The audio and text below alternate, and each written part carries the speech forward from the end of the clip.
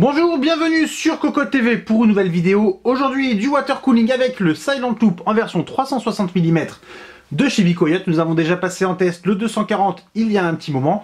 Le 120 va arriver, il est directement déjà sous le bureau. Il n'y a plus qu'à faire la vidéo, les photos et le test, bien entendu. De même pour le 360.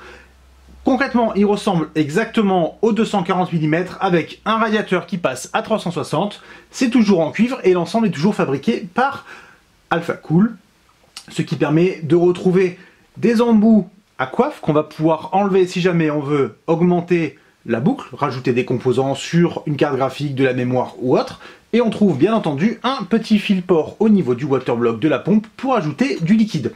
On retrouve aussi, typique, les ressorts sur les tuyaux. On aimera, on n'aimera pas. Toujours est-il que, même si ce n'est pas très esthétique, ça permet de faire de très belles boucles sans pincer. Au niveau du bundle, nous avons un petit adaptateur pour brancher les trois ventilateurs. Nous avons un tube de pâte thermique et bien entendu tout le nécessaire de fixation en noir avec en plus, c'est toujours bienvenu, des vis supplémentaires pour les ventilateurs et pour le radiateur. Les ventilateurs justement, nous avons l'entrée de gamme de la marque avec les PureWings 2. Ces modèles sont PWM, ils tournent à 2000 tours par minute au maximum et comme d'habitude la vitesse minimale n'est pas renseignée.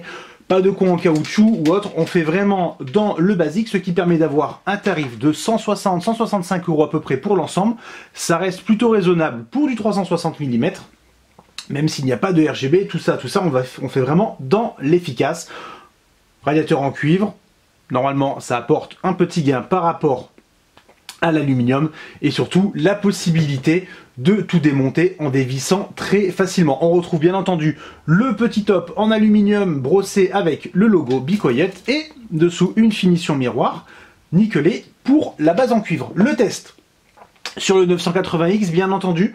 Bonne nouvelle, on pourra faire un comparatif un peu plus poussé puisqu'il y a aussi l'Alpha Cool ASBR 360 qui est à la ferme. Du coup, on va pouvoir comparer les deux puisqu'actuellement, ce sont les seuls 360 mm que nous avons dans le comparatif. On va pouvoir voir ce que ça donne par rapport à du 240 mm, notamment le Silent Loop en 240. Si ça vaut le coup de rajouter quelques euros pour ajouter un ventilateur, encore faut-il que ça rentre dans le boîtier, c'est quand même assez imposant. Et voir aussi ce que ça donne par rapport au 280 mm. Pas de 280 mm d'ailleurs chez Bicoyote, on reste sur une base en 120 mm, sauf erreur de ma part. Le test très prochainement, on vous dit à très bientôt pour de nouvelles vidéos.